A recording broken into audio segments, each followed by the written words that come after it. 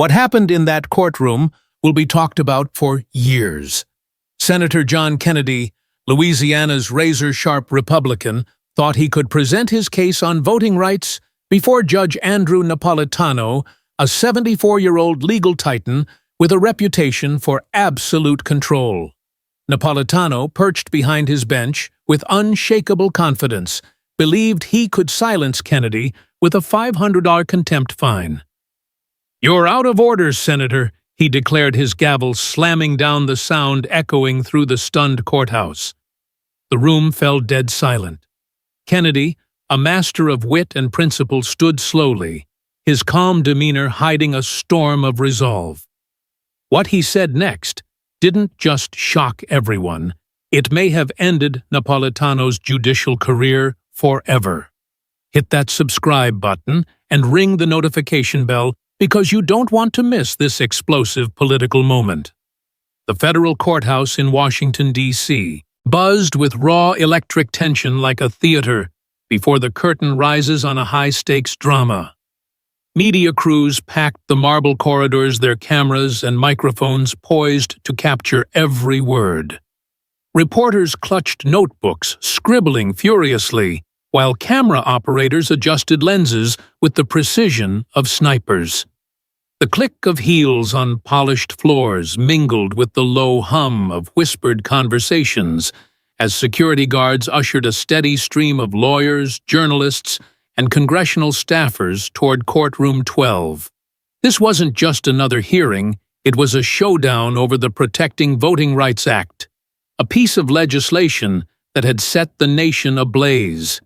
Democrats were pushing for stronger federal oversight of state election laws, while Republicans, led by voices like Kennedy, decried it as a brazen overreach by Washington. New state laws had sparked fierce accusations of voter suppression, with civil rights groups calling them the most aggressive rollback of democratic protections in decades. The air was thick with expectation, every person in the building sensing that history was about to be made. Inside Courtroom 12, the atmosphere was a pressure cooker. The high ceilings and wood-paneled walls gave the space a grand, almost intimidating aura, but the real weight came from the people filling it. Congressional members sat in rows, their faces a mix of anticipation and unease. Reporters lined the back, their pens poised like weapons ready to dissect every exchange. Aides and clerks darted between seats, passing notes and whispering updates. At the center of it all was John Kennedy, the Louisiana senator known for his incisive intellect and disarming Southern charm. He sat at the witness table, his weathered briefcase stuffed with evidence, his posture relaxed, but his eyes sharp with purpose. Kennedy wasn't here to play politics. He was here to expose the truth about voter suppression, and he'd come prepared with a binder thick enough to make any lawyer jealous. Above him, Judge Andrew Napolitano loomed behind his massive wooden bench, exuding the kind of authority that came from decades of shaping the law. His resume was a monument to legal prowess, Georgetown law years, as a New Jersey judge, best-selling books on constitutional principles. His courtroom was his kingdom, a place where witnesses answered directly, lawyers spoke only when addressed, and no one dared challenge his rulings. To Napolitano, this hearing was routine, a chance to ask pointed questions, maintain order, and perhaps remind everyone of the limits of federal power. His stern gaze swept the room, his hands resting calmly on the bench, as if he could bend the proceedings to his will with a single glance. But Kennedy was no ordinary witness.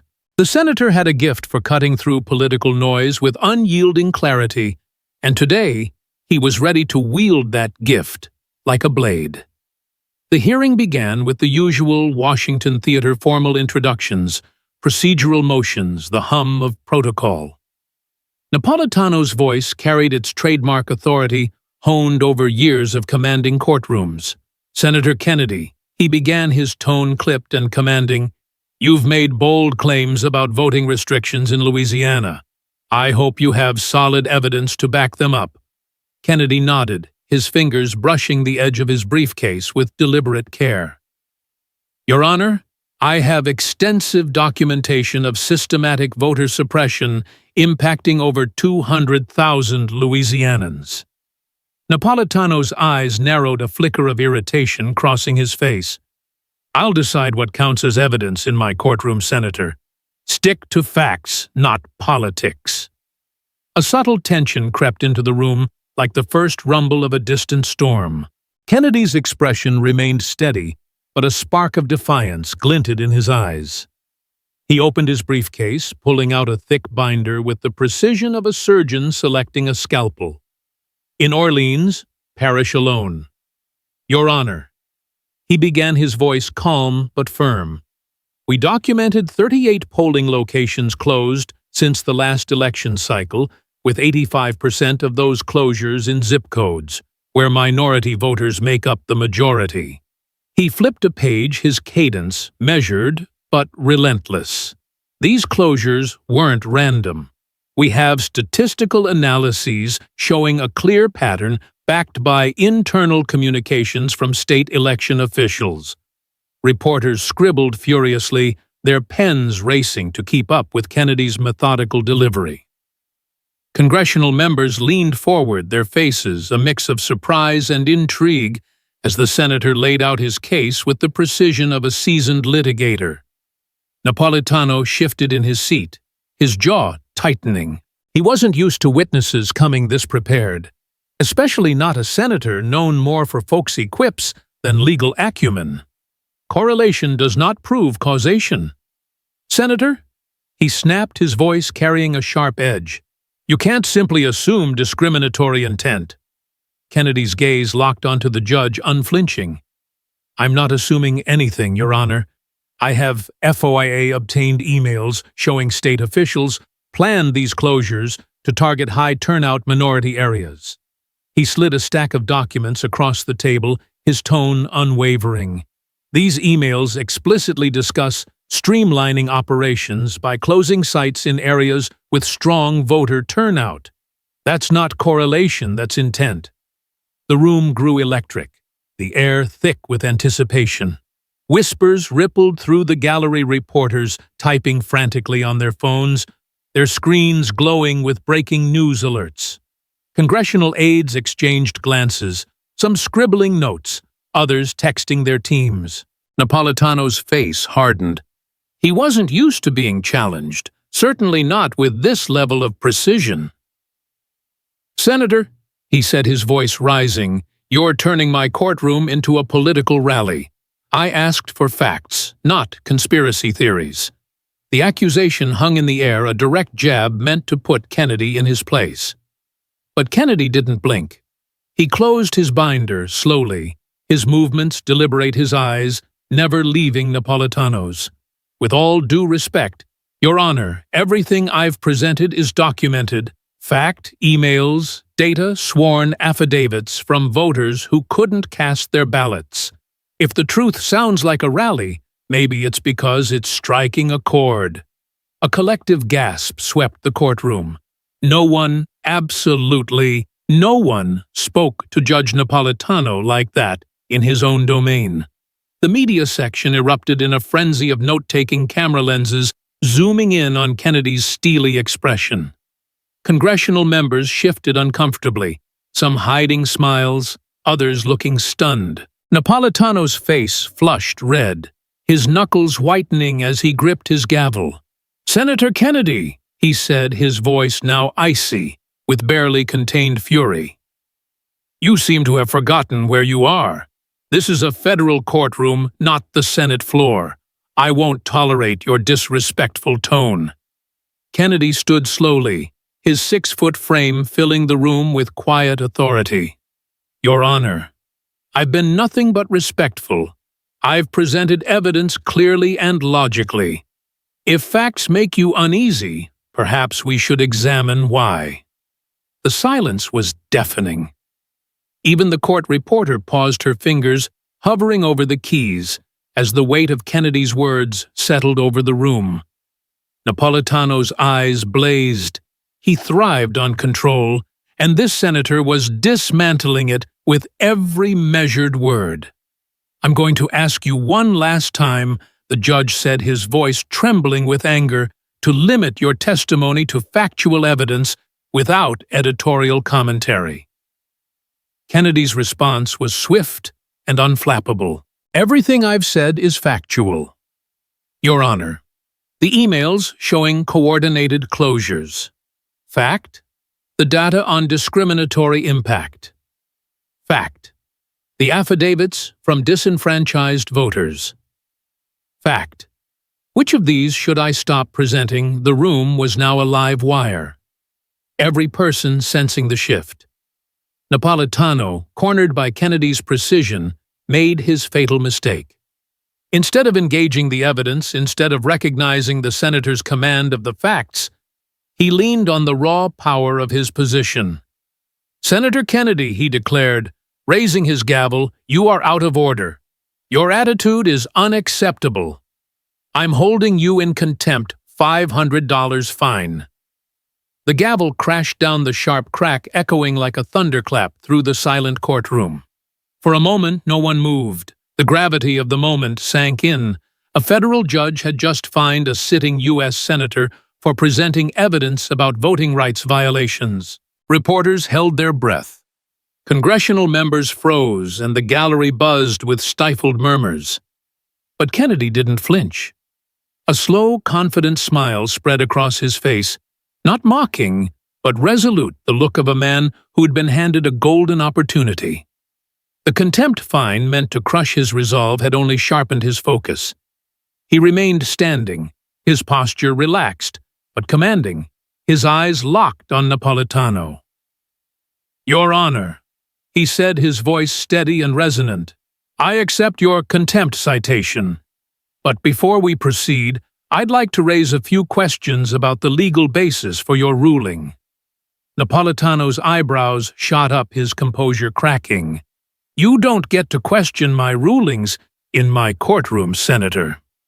Kennedy's smile held firm. "Actually, Your Honor, as a senator, protected by the speech or debate clause of the Constitution, I have both the right and the duty to question any ruling that seems to overstep constitutional bounds."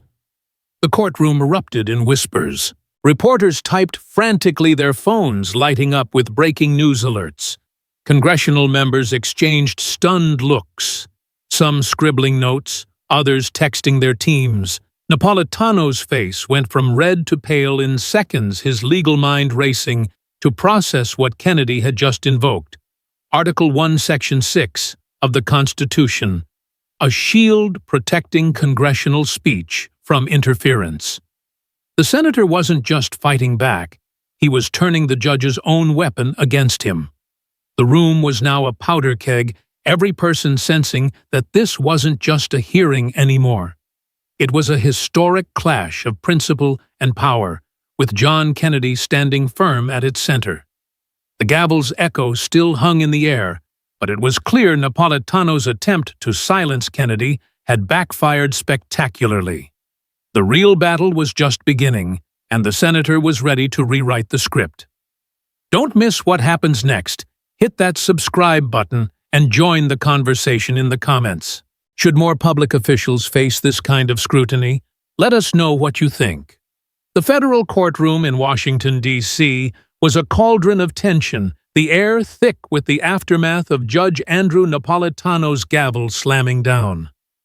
Senator John Kennedy, Louisiana's razor-sharp Republican, stood tall at the witness table, his $500 contempt fine hanging like a challenge in the silence. Napolitano thought he'd silenced the senator with his authority, but Kennedy's calm, steely smile told a different story. With the precision of a chess grandmaster, Kennedy was about to turn the judge's own move against him. Invoking the Constitution's speech or debate clause, he didn't just defend himself, he launched a counterattack that left the courtroom reeling. When he exposed Napolitano's own words from a recent TV appearance, the room erupted, and whispers of a deeper conflict of interest began to surface. This wasn't just a hearing anymore, it was a battle that could reshape judicial accountability. Hit that subscribe button and ring the notification bell, because you won't believe what happens next in this electrifying showdown. The silence that followed Napolitano's contempt ruling was deafening, broken only by the faint scratch of reporters' pens and the soft clicks of camera shutters. Every eye in Courtroom 12 was on Kennedy, expecting him to buckle under the weight of the judge's authority. But Kennedy, with his trademark blend of Southern charm and surgical intellect, was just getting started. His smile, calm yet defiant, sent a ripple of unease through the gallery. Congressional members sat frozen, their faces a mix of shock and anticipation. Reporters leaned forward, sensing a story that would dominate headlines. Napolitano, his face still flushed from his outburst, gripped the edge of his bench, his eyes narrowing as Kennedy began to speak. "Your Honor," the senator said, his voice steady as a Louisiana oak, "I respectfully question the legal basis of your contempt citation. As a United States Senator, I'm protected by Article 1, Section 6 of the Constitution, the Speech or Debate Clause, which shields my testimony here today as part of my legislative duties." The room exploded in whispers. Reporters typed furiously, their phones glowing with breaking news alerts. Congressional aides scrambled to text their teams, while camera operators zoomed in on Kennedy's unflinching expression.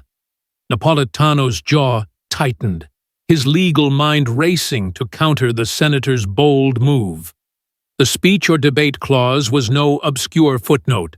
It was a constitutional cornerstone designed to protect lawmakers from interference when speaking on legislative matters. Every law student knew it, but few dared wield it in a courtroom like this. Kennedy wasn't just challenging the fine, he was questioning Napolitano's authority to issue it. "Senator," the judge snapped, his voice sharp, but betraying a hint of unease, "this is a courtroom, not a constitutional law seminar. You will respect my rulings." Kennedy's eyes glinted with quiet resolve. He reached into his briefcase, pulling out a slim folder with the precision of a fencer drawing a blade. "Your Honor, with respect, the Constitution disagrees." In Gravel v. United States, the Supreme Court held that the Speech or Debate Clause protects congressional speech integral to legislative processes like this hearing on voting rights legislation.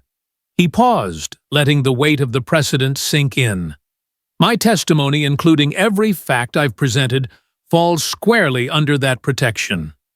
Your contempt citation, therefore, raises serious constitutional questions." The gallery gasped, a low murmur spreading like wildfire.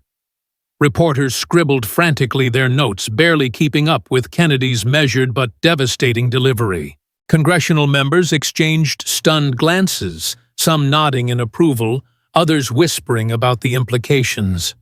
Napolitano's face paled, his knuckles whitening, as he gripped his gavel, clearly unprepared for a senator wielding constitutional law with such fluency. But Kennedy wasn't done. He shifted his stance, his voice taking on a sharper edge, still respectful, but laced with steel. "There's something else we need to address, Your Honor. Your own statements about the Protecting Voting Rights Act raise questions about your impartiality." The room went still, every ear straining to catch his next words. Napolitano's eyes widened, a flicker of alarm crossing his face. "What are you talking about, Senator?" he demanded, his voice losing its authoritative boom. Kennedy opened his folder, pulling out a single sheet of paper. "I'm referring to your appearance on a national news network just weeks ago where you called the Protecting Voting Rights Act a dangerous overreach that threatens the integrity of our elections. Did you make that statement?" "Your Honor," the courtroom erupted. Reporters gasped, their phones buzzing as they tweeted the bombshell. Congressional members on both sides of the aisle shifted uncomfortably, some whispering furiously, others staring at Napolitano in disbelief. The media section was a frenzy, cameras panning between Kennedy's calm resolve and the judge's increasingly rattled demeanor. Napolitano's face flushed red again, his voice rising defensively. "My prior commentary as a private citizen has no bearing on my judicial duties," but Kennedy didn't flinch. "With respect, Your Honor, the Judicial Code of Conduct. Canon 2 requires judges to avoid even the appearance of impropriety. Publicly condemning legislation you are now overseeing in court creates exactly that appearance." He held up the sheet, a transcript of Napolitano's TV appearance. "These are your words broadcast to millions. How can this courtroom trust your impartiality when you've already taken a side?" The gallery was now a sea of chaos. Reporters typed at breakneck speed, their screens flashing with live updates. "Kennedy exposes judge's bias," blared one tweet, already racking up thousands of retweets. Congressional aides scrambled to relay the news to their bosses, while camera operators fought for the best angle on Napolitano's stunned expression. The judge's law clerk seated behind him typed frantically, trying to keep up with the rapid-fire exchange. Even the court reporter, normally a picture of calm, paused to glance at Kennedy, her fingers hovering over the keys. The senator's words had landed like a precision strike, exposing a crack in Napolitano's armor that no one had expected. For a judge who prided himself on control, this was a moment of unprecedented vulnerability. Kennedy pressed his advantage, his voice steady but relentless. "Your Honor, your public statements aren't just a matter of opinion, they suggest a bias that undermines the fairness of this proceeding. And that's not all." He reached into his briefcase again, pulling out another document, his movements deliberate and commanding. "I have evidence that raises even graver concerns about your impartiality concerns tied to financial interests that may influence your rulings." The room froze, every person hanging on his words. Napolitano's face went from red to ashen, his hands trembling slightly as he gripped the bench. "Senator, you're out of line," he stammered, but his voice lacked conviction. Kennedy's smile returned, subtle but unshakable. "Am I, Your Honor, or are we about to uncover something this courtroom and the American people deserve to know?" The tension was palpable, the air thick with anticipation. Reporters were now standing, their phones raised to capture every moment. Congressional members whispered urgently, some jotting notes, others signaling to their aides. The media section was a whirlwind of activity, with live streams already flooding social media. "Kennedy just hinted at a judicial scandal," one reporter tweeted, the post going viral within seconds. Napolitano, for the first time, looked genuinely rattled, his usual composure crumbling under the weight of Kennedy's calculated assault. The senator's invocation of the Constitution had been a warning shot. His exposure of Napolitano's biased comments was a direct hit. Now, with a hint of financial conflicts looming, the courtroom was on the edge of a revelation that could shake the foundations of judicial integrity. Kennedy stood firm, his folder still open, his eyes locked on Napolitano. "Your Honor, I'm not here to disrupt this court. I'm here to defend the truth about voting rights, about fairness, and about the integrity of our system. If my evidence makes that uncomfortable, I'd suggest the problem lies elsewhere." The gallery erupted again, this time with a mix of gasps and murmurs of approval. Reporters were now shouting questions, their voices barely contained by the court's decorum. Congressional members on both sides of the aisle were visibly shaken, some nodding in support of Kennedy's boldness, others scrambling to process the implications. Napolitano's law clerk leaned forward, whispering urgently, but the judge waved her off, his face a mask of barely controlled panic. The senator's counterattack had shifted the entire dynamic of the hearing. What had started as a routine proceeding about voting rights was now a full-blown confrontation with Kennedy, exposing cracks in the judge's impartiality. The speech or debate clause had given him a shield, but it was his strategic brilliance, his ability to pivot from constitutional law to damning evidence that had turned the tables. Napolitano, who had entered the courtroom with absolute confidence, was now on the defensive, his authority unraveling before a packed gallery and a live audience. Reporters were already drafting headlines. Senator Kennedy challenges judge's bias in explosive hearing. Social media buzzed with clips of Kennedy's calm, devastating delivery, his words resonating with millions who saw him as a champion of truth. But Kennedy wasn't finished. He closed his folder with a deliberate snap, his eyes never leaving Napolitano's.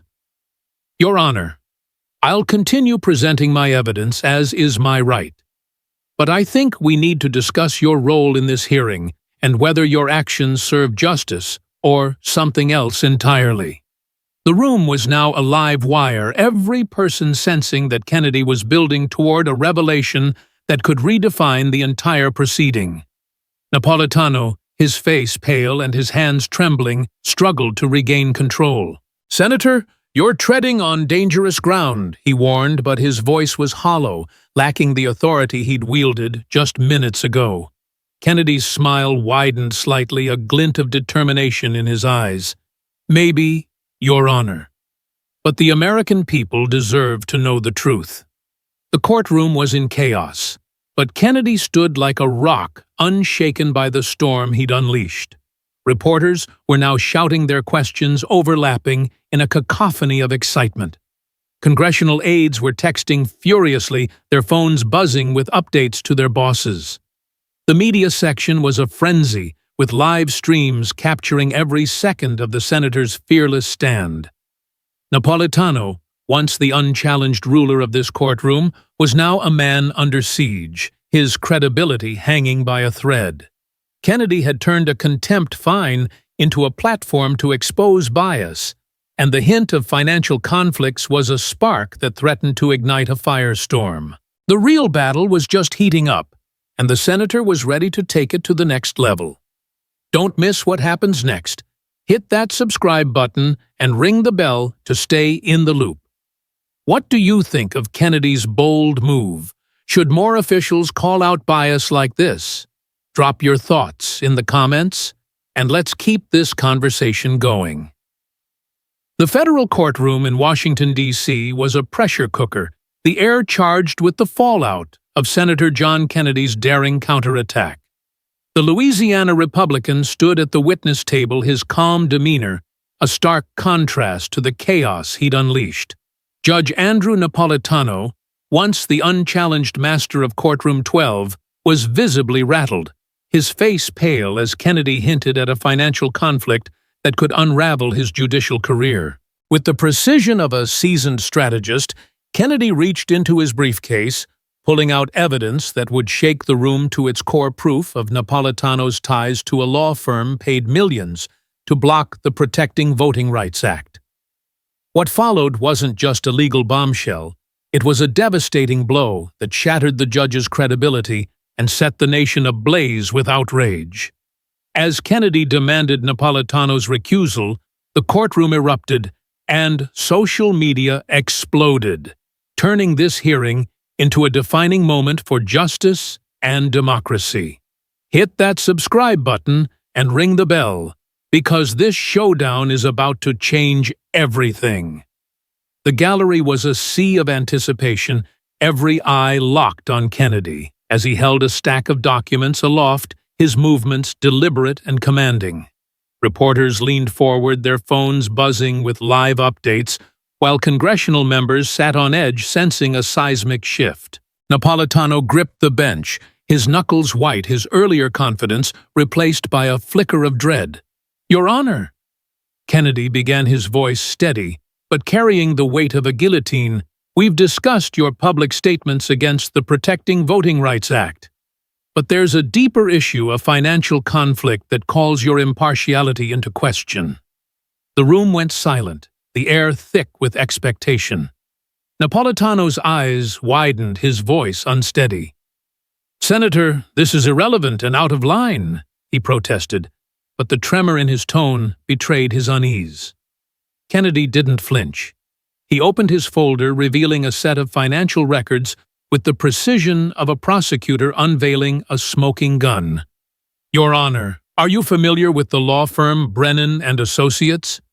The question hung like a thunderclap.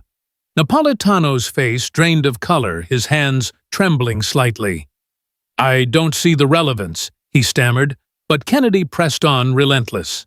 "It's relevant because Brennan and Associates has been paid $2.3 million over the past 2 years by groups opposing voting rights legislation, including the very act we're discussing today. And according to your financial disclosure forms filed with the Administrative Office of the U.S. Courts, you own $847,000 in stock in that firm." He held up the documents, his voice cutting through the room like a blade. "That's nearly $1 million tied to a firm whose profits depend on blocking the legislation I'm here to defend." The courtroom exploded in chaos. Reporters gasped, their phones lighting up with tweets that raced across the internet. "Kennedy exposes judge's financial conflict," one post blared, "racking up thousands of shares in seconds." Congressional members on both sides of the aisle were stunned, some whispering furiously, others scribbling notes. Camera operators scrambled for angles capturing Napolitano's ashen face and Kennedy's unflinching resolve. The judge's law clerk leaned forward, whispering urgently, but Napolitano waved her off, his composure crumbling. "These allegations are baseless," he shouted, his voice cracking. But Kennedy was unmoved, his eyes locked on the judge. "Baseless, Your Honor. These are your disclosure forms, line 47 showing your investment. Should I read the exact figure again for the record?" The gallery was now a whirlwind of noise. Reporters shouted questions, their voices overlapping in a frenzy. "Is it true?" Judge 1 called out, while another tweeted, "Kennedy just dropped a bombshell on Napolitano's finances." Congressional aides were texting their bosses, their phones buzzing with updates.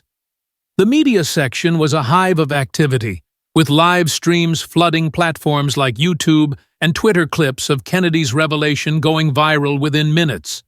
Napolitano, once the picture of judicial authority, looked like a man watching his career implode. His hands shook as he gripped the bench, his eyes darting between Kennedy and the documents that had just turned his courtroom upside down. Kennedy pressed his advantage, his voice steady but laced with steel. "Your Honor, this isn't just about your investments, it's about a pattern. You publicly condemned the Protecting Voting Rights Act on national television, calling it a threat to elections. You hold significant stock in a firm profiting from lawsuits against that same legislation. And when I presented evidence of voter suppression facts that threatened those lawsuits, you tried to silence me with a contempt fine." He paused, letting the weight of his words settle over the room. "This isn't about respect for your courtroom. It's about protecting your financial interests." The silence that followed was crushing. Every person in the room understood the gravity of what had just happened. Kennedy hadn't just challenged Napolitano's ruling, he'd dismantled the judge's credibility with surgical precision. Reporters were now standing, their phones raised to capture every moment. Congressional members on both sides of the aisle were reeling, some nodding in approval, others scrambling to process the implications. The court reporter, her fingers frozen over the keys, glanced at Kennedy with a mix of awe and disbelief. Even the security guards, usually stoic, exchanged glances, sensing the historic weight of the moment. But Kennedy wasn't finished. He reached into his briefcase, again pulling out another document, his movements calm but deliberate. "Your Honor, there's one more thing. Your financial ties to Brennan and Associates aren't just a conflict, they're part of a broader pattern. Ethics experts warned you during your confirmation about potential conflicts from your media appearances and financial holdings.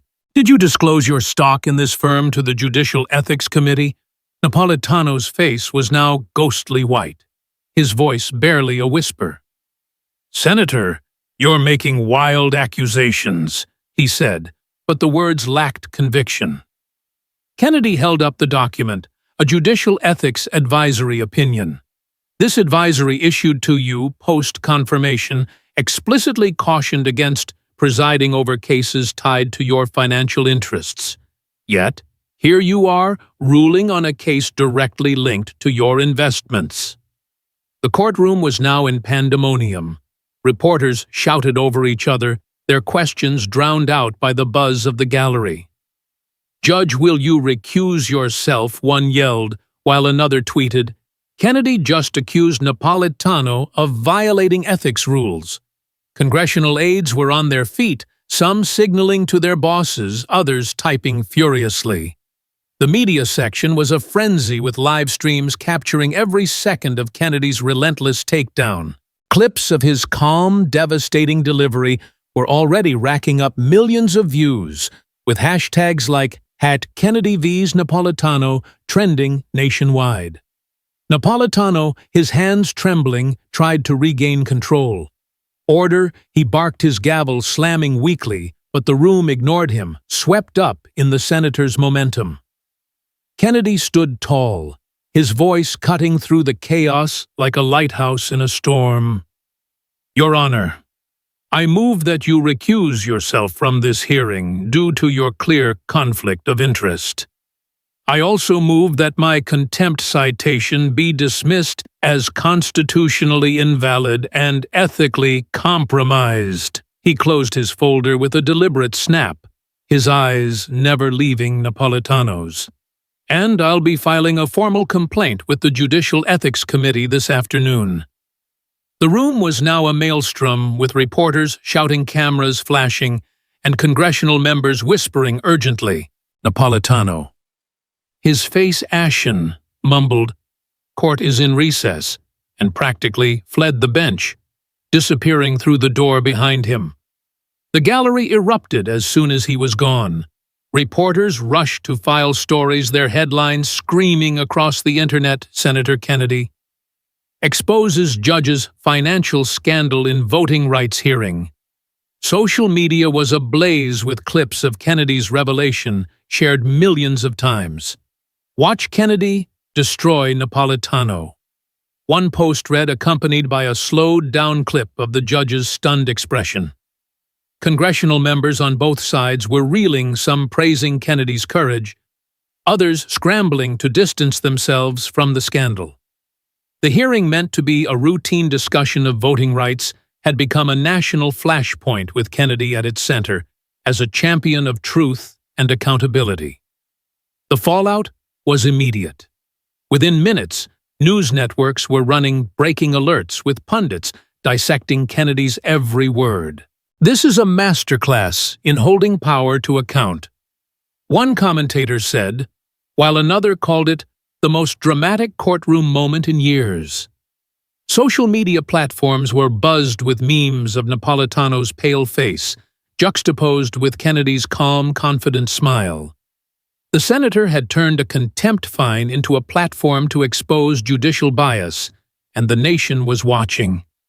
The hearing was no longer just about voting rights, it was about the integrity of the judiciary itself. Kennedy had struck a blow that resonated far beyond the courtroom walls, and the real consequences were just beginning to unfold. Don't miss what happens next. Hit that subscribe button and ring the bell to stay in the loop. What do you think of Kennedy's fearless stand? Should more judges face this scrutiny? Drop your thoughts in the comments, and let's keep this conversation going. The dust had barely settled in Courtroom 12, but the shockwaves of Senator John Kennedy's takedown of Judge Andrew Napolitano were already reshaping the nation.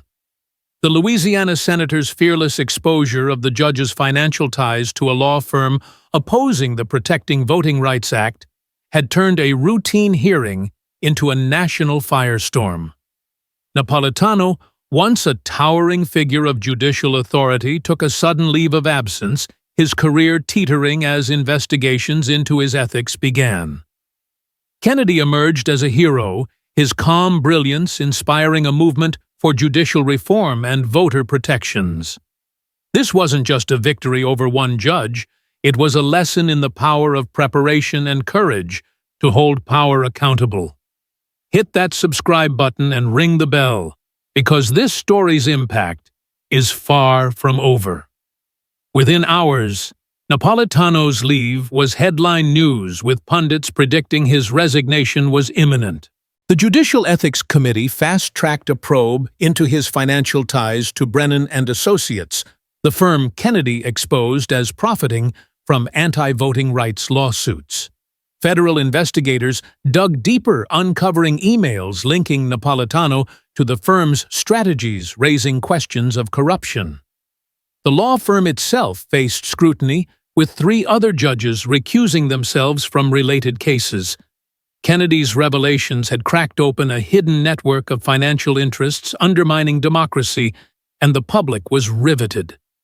Social media exploded with clips of his courtroom stand viewed millions of times, with hashtags like #Kennedy exposes justice trending nationwide.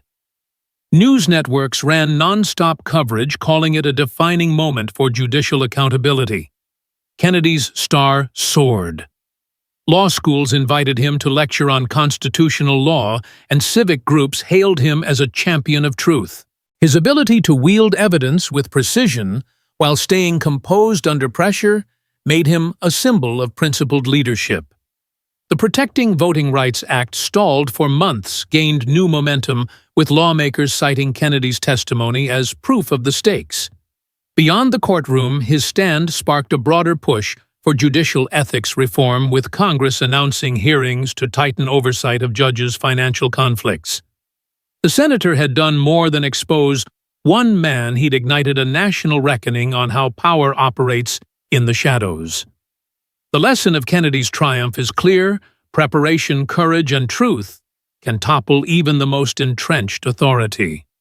His meticulous evidence, emails, data, financial records showed that knowledge is power. His refusal to back down, even under a contempt fine, proved that standing for what's right takes grit. For young Americans especially, Kennedy's example is a call to action: learn the system, master the facts, and never shy away from challenging injustice, no matter how powerful the opponent. Democracy thrives when ordinary people, armed with truth, hold the powerful to account. Kennedy didn't just win a courtroom battle, he showed that integrity can change the course of history. Don't miss what's next. Hit that subscribe button and share your thoughts in the comments. How can we ensure justice stays accountable? Let's keep this conversation alive.